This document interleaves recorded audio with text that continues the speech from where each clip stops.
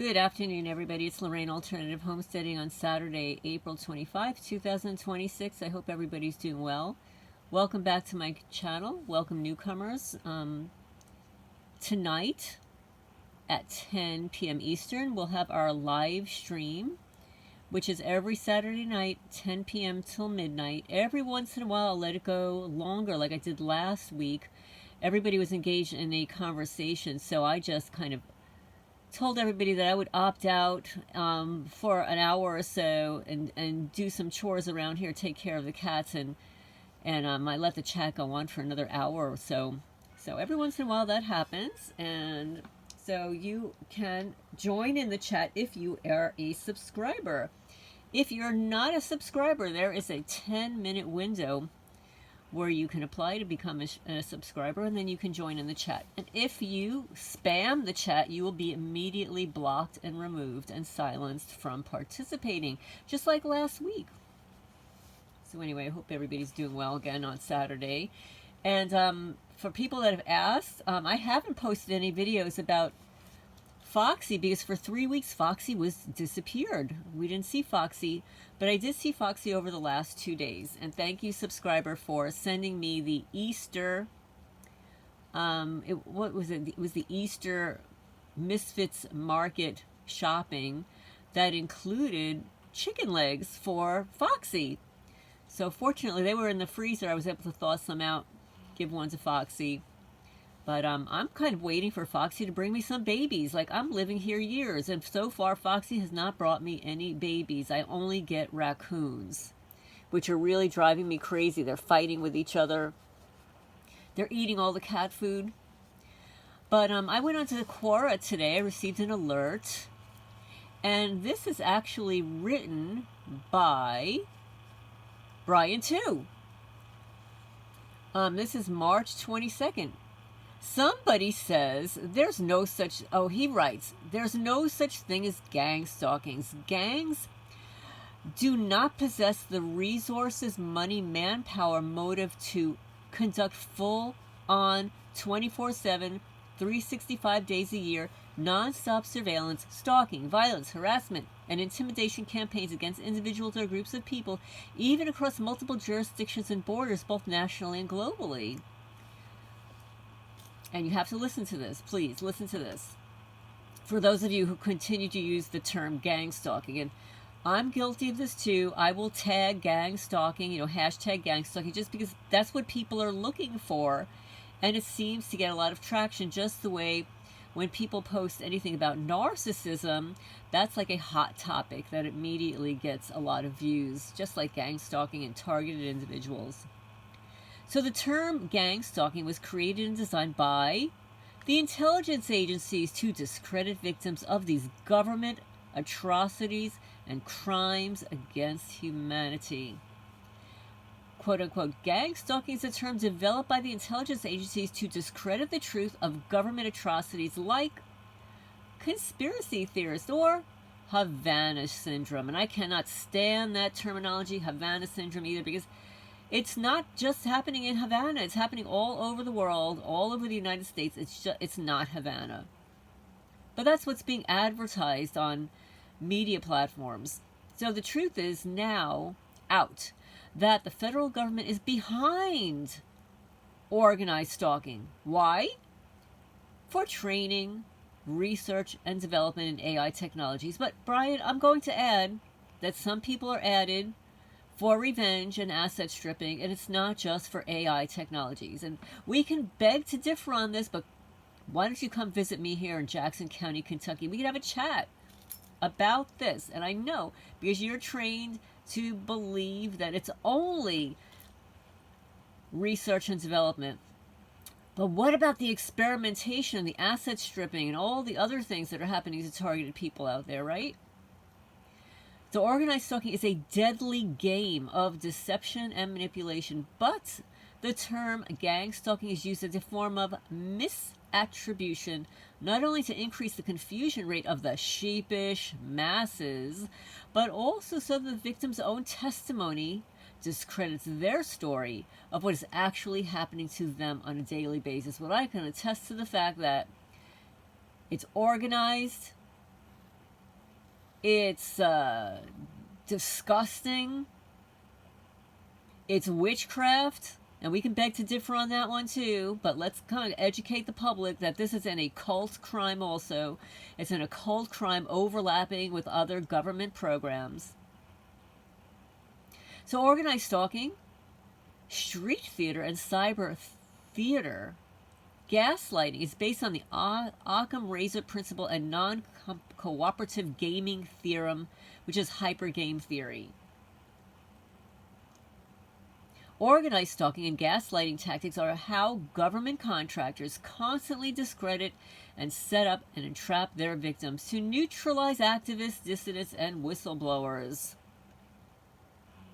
It's done to appear common, ordinary, and expected to the casual observer. Well, Bryan, I beg to differ. When somebody leaves a tongue on your porch, or how about a skinned dead animal in your mailbox? Or how about the lung and heart of a huge animal on your driveway? Or how about all the left eyes of kittens being harmed and then they suddenly die? This is not some kind of common and ordinary thing to a sudden casual observer. Sort of like when the poopy nurse drops a bag of poopy diapers in front of my mailbox and it's recorded, right? This is not common and ordinary to a casual observer. This is psychotic. So for mind control technologies to be effective, they must keep the victims inside of a controlled environment. That's, yes, that's true. And that's because these are experiments. We are a control group, and the control, we've got a control group and the one that's being experimented on, and every time a new thing gets introduced to the experiment, it changes the outcome of the experiment. And think of it this way. You go into a laboratory, right? You're in a laboratory, you've got your little mices over here, you're the little mices over here. These are the ones that are being experimented on. They're the ones that are giving the cocaine and the sugar water. And the ones on the other side, they're bored to death because they've got nothing going on for them. And then so that's the control group. And then the other ones, they're pushing on that lever because they're getting that sugar water, cocaine, and the other ones are bored to death on the other side. So we're the ones that are being experimented on here in Jackson County, Kentucky, with all these disgusting occult symbols and dead things and animals and stuff. It's trauma-based mind control, satanic ritual abuse. We cannot discount the fact that it is satanic ritual abuse, occult crimes on top of all this stuff.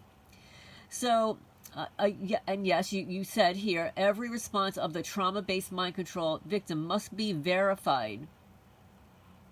Okay? So he says the CIA, DIA contractors cannot allow the victims to engage in a pattern of random or chaotic situational scenarios and conversational scenarios unchecked because it disrupts the technology by disrupting the verification process, which is why it's a great idea to play in the background some scatter frequencies. It really pisses them off in the background. And hum.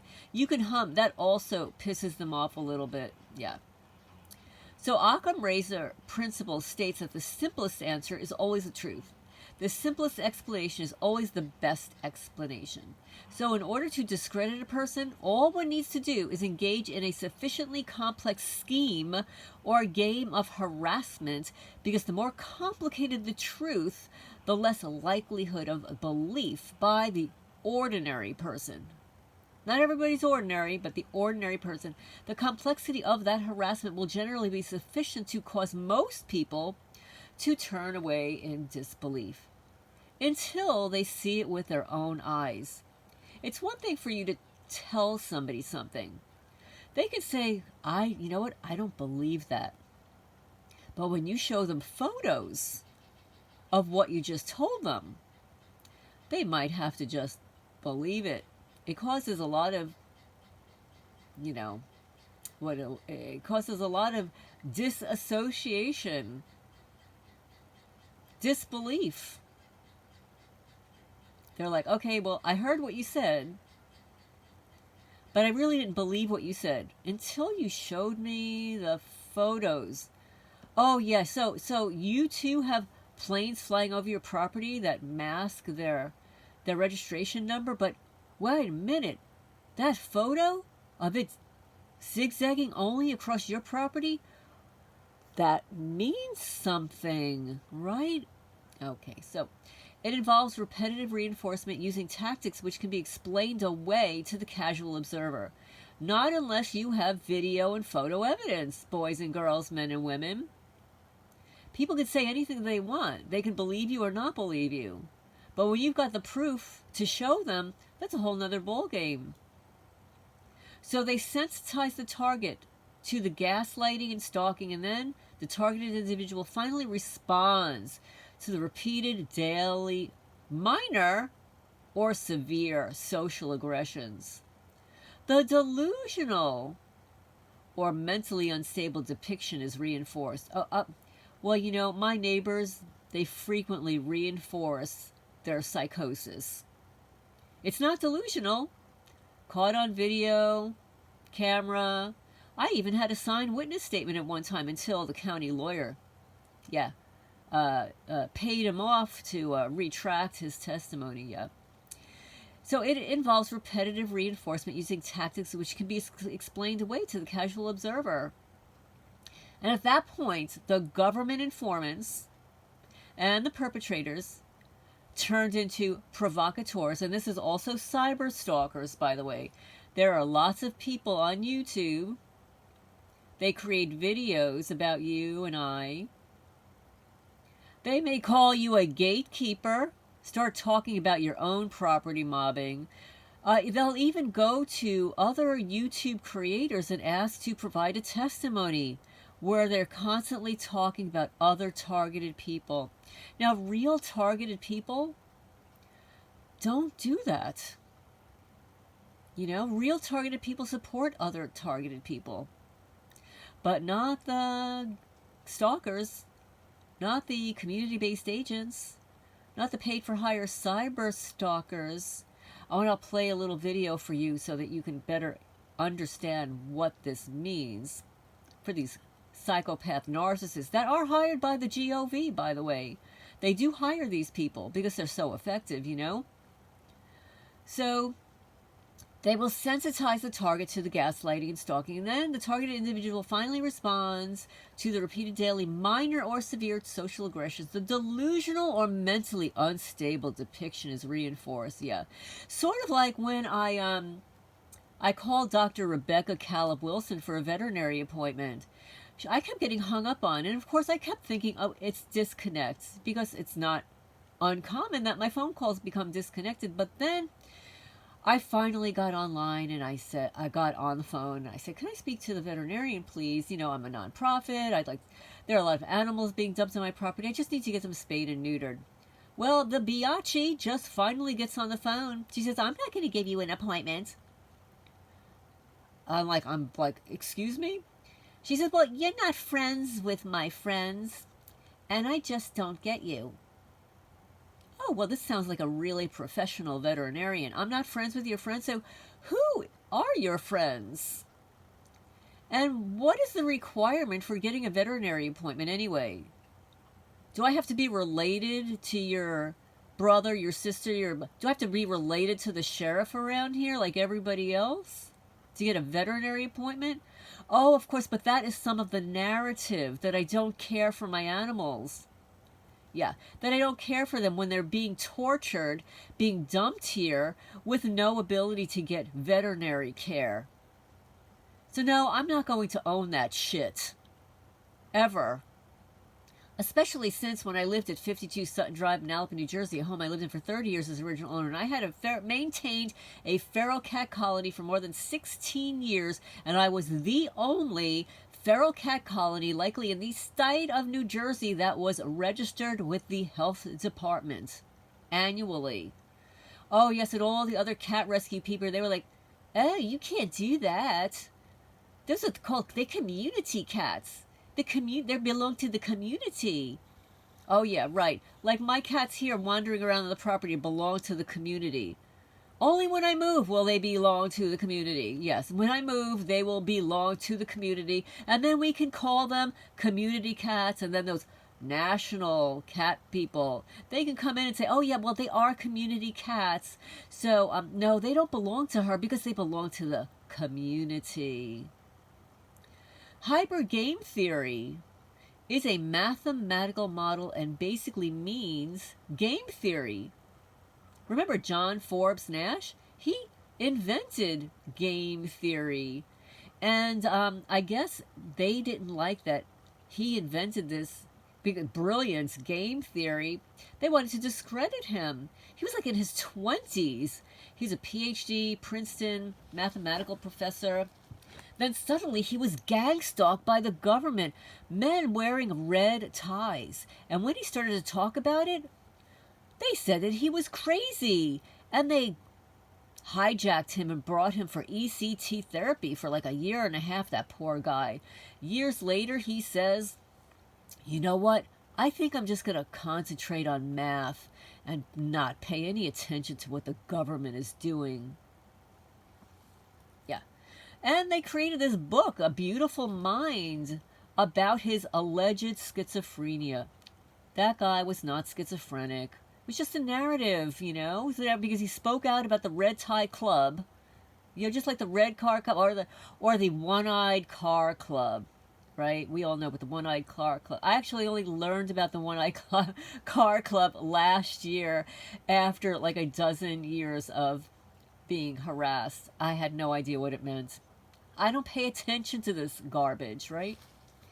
So with mind control, the model is the mind control victim. So by constantly and perpetually altering any value in the daily life, daily activities of the mind control victim, the hive mind teams, hiding behind and using law enforcement agencies to do the dirty work for over 2 decades, they can alter any value in the daily life, daily activities, etc. of the victim. And that includes cyber stalkers.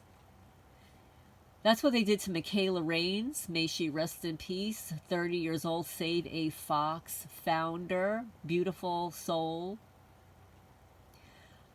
Dozens of harassers bothering her. And even after she passed away, they were leaving disgusting comments under her, the condolence videos. Her obituary. Disgusting.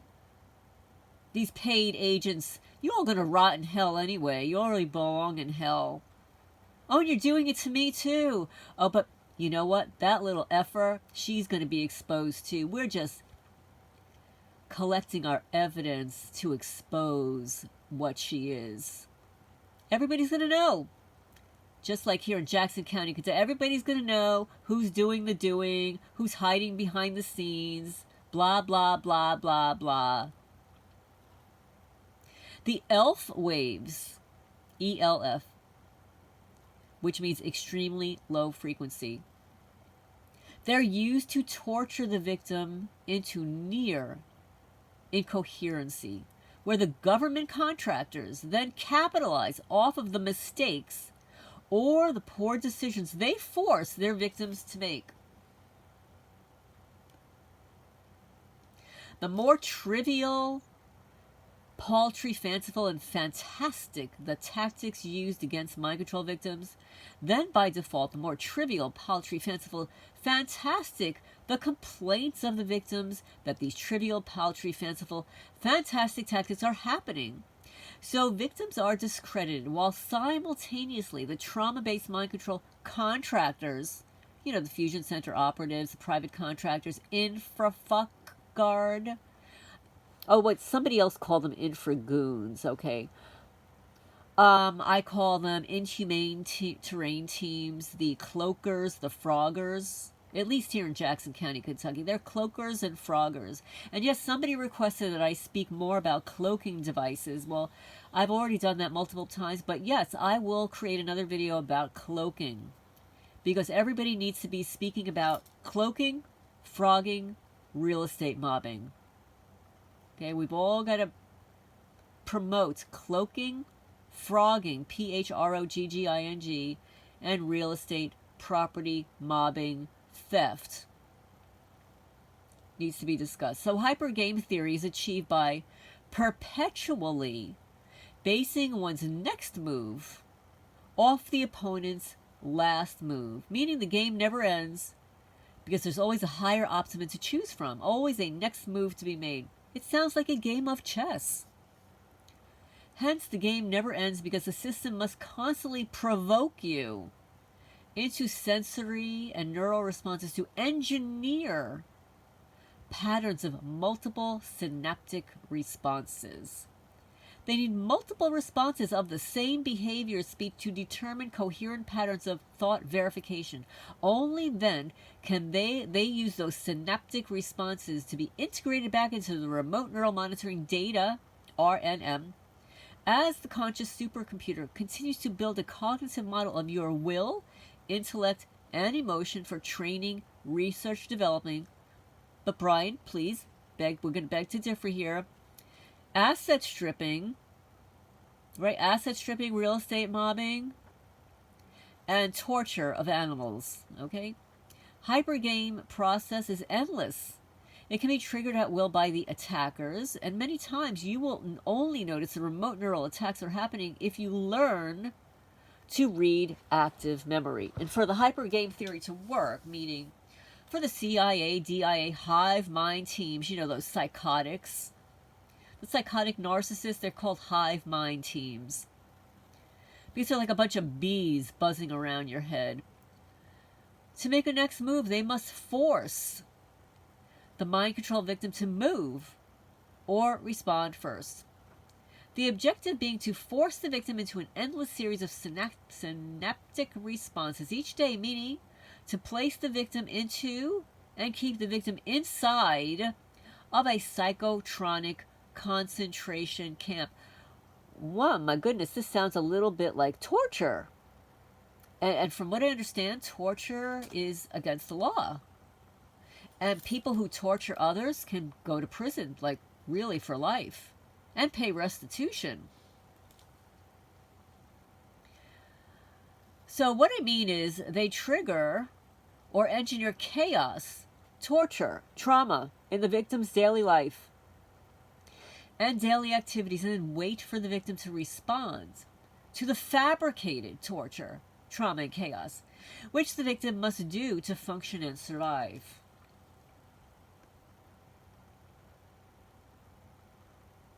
COINTELPRO was exposed. Intelligence agencies have a long history of conducting illegal surveillance operations. FBI, DHS, direct domestic surveillance is gang-stalking. They are gang-stalking the victims, and the victims are called targeted individuals. So I'm going to play this for you. See if I can get it here. Okay, so this is, excuse my coughing. I am not a perp. Just when I talk for a long time, my throat gets dry. Now, this is somebody that I recently started following, and it's at ReedMatrix, and he is a medical doctor who works with narcissists. You know, those sick people that stalk you and I. Okay, so I'm going to play this for you guys. And sort of collect information on these sick narcissists as a team, right? And it's amazing to sort of understand how much time and energy they put into grooming the people around you. They will throw a whole party just to get close to someone to start grooming them. When they look at your environment, they can look and see if people don't like you, they're going to throw a party for them, spend the resources, have a good time, make it seem like we celebrating and all that, and then move in and then form a relationship with this person based on a mutual trust based upon hurting you and harming you. Now you have someone who don't like you, who's distant for you now, partnering with the narcissist in your environment.